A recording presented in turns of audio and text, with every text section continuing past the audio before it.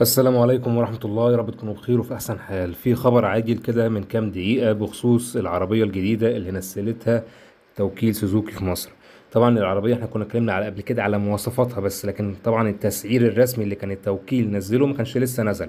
فأول ما نزل طبعا حبيت ان انا انزله لكم دلوقتي مع شرح العربية.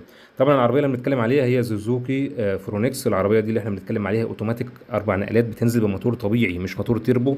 بيقدر يطلع قوة 105 حصان، ومن خلال طبعا موتور 1500 سي سي. العربيه طبعا فيها اوبشنز مختلفه، ممكن بعد كده ندخلها في مقارنات لو حابين مع اي عربيه انتوا تحبوها. وهبقى اكلمكم اكتر كمان على لونها والوانها ومواصفاتها. يعني على فكره بتنزل من خلال 6 الوان، والعربيه بتقدر توصل لست وسائد هوائيه.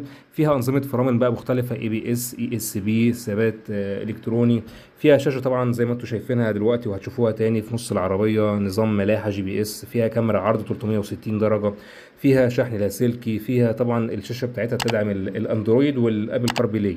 الشاشه حجمها 8 بوصه هاي ديفينيشن، والجنود بتاعتها رياضيه طبعا معدنيه 17 بوصه. فيها طبعا مصابيح خلفيه من الليد. فيها اوبشنز مختلفه، يعني مش عايز اتكلم في المواصفات كتير عشان ما اطولش عليكم. ولكن طبعا دلوقتي عايز اقول لك معلومه كده، ممكن مين يقدر ينافسها في مصر عشان ما تتعبش نفسك بالتفكير. العربيه دي ليها منافسين كتير في مصر، ممكن تنافس النيسان جوك، الام جي زد اس، الاوبل كورسا، الاوبل كروس لاند، السيات ارونا، الهيونداي بايون. كل دول بيقدروا ينافسوا العربيه دي. وعلى فكره في منها بره مصر عربيه هجين، يعني بنزين مع محرك كهرباء.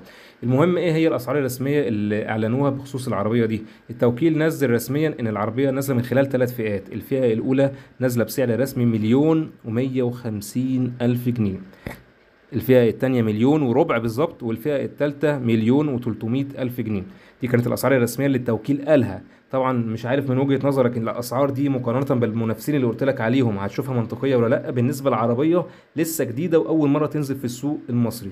مستني رأيك في التعليقات، هل فعلا تستحق كده ولا لأ؟ أشوفكم على خير في اللي جاي. ولو محتاجين أي تقرير عن أي عربية أو أي مقارنة أو أي حاجة في العربيات اكتبوا لي في التعليقات. ويا رب تكونوا دايما بخير، والسلام عليكم ورحمة الله وبركاته.